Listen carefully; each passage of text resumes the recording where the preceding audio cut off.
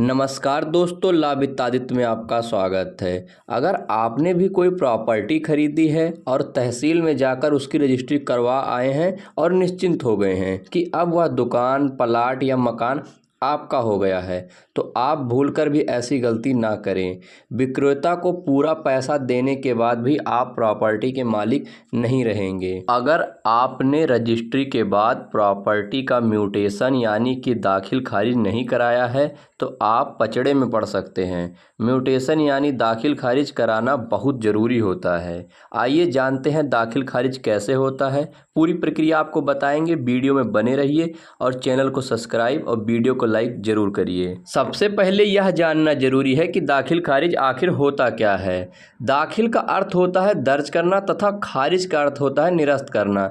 जब आप किसी संपत्ति को खरीदते हैं तो उस संपत्ति से पहले वाले विक्रेता का नाम निरस्त करके क्रेता का नाम दर्ज किया जाता है। इस प्रक्रिया को दाखिल खारिज कहा जाता है। अब इसे कैसे करवाना है आइए हम आपको बताते हैं। ज़मीन के दाखिल खारिज की प्रक्रिया थोड़ी धीमी है, इसमें आपका समय लग सकता है। किसी भी संपत्ति का दाखिल खारिज कराने के लिए आपको यह पता होना चाहिए कि आपकी संपत्ति किस तहसील के अंदर आती है। इसके बाद आपको उस तहसील में दाखिल खारिज कराने के लिए आवेदन करना होगा।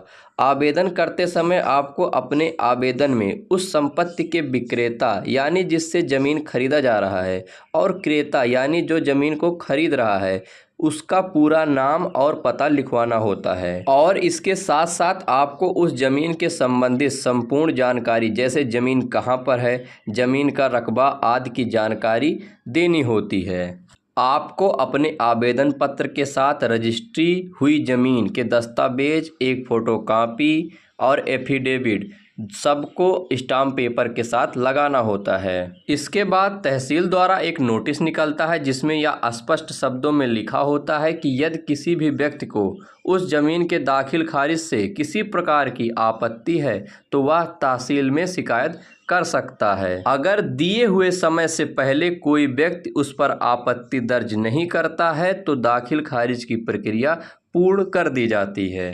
परंतु अगर कोई प्रकार का विवाद है, किसी प्रकार की आपत्ति दर्ज होती है तो इस प्रक्रिया को रोक दिया जाएगा। अब बात करते हैं दाखिल खारिज करवाने में कितना समय लग सकता है। दाखिल खारिज की प्रक्रिया आप ऑनलाइन माध्यम से भी करवा सकते हैं या फिर तहसील में जाकर भी करवा सकते हैं। यदि आपके पास जानकारी का अभाव है तो आप किसी भी वकील के माध्यम से, अधिवक्ता के माध्यम से उनसे मदद ले सकते हैं। अगर दाखिल खारिज में लगने वाले समय की बात की जाए तो लगभग 45 से 90 दिनों का समय लग सकता है।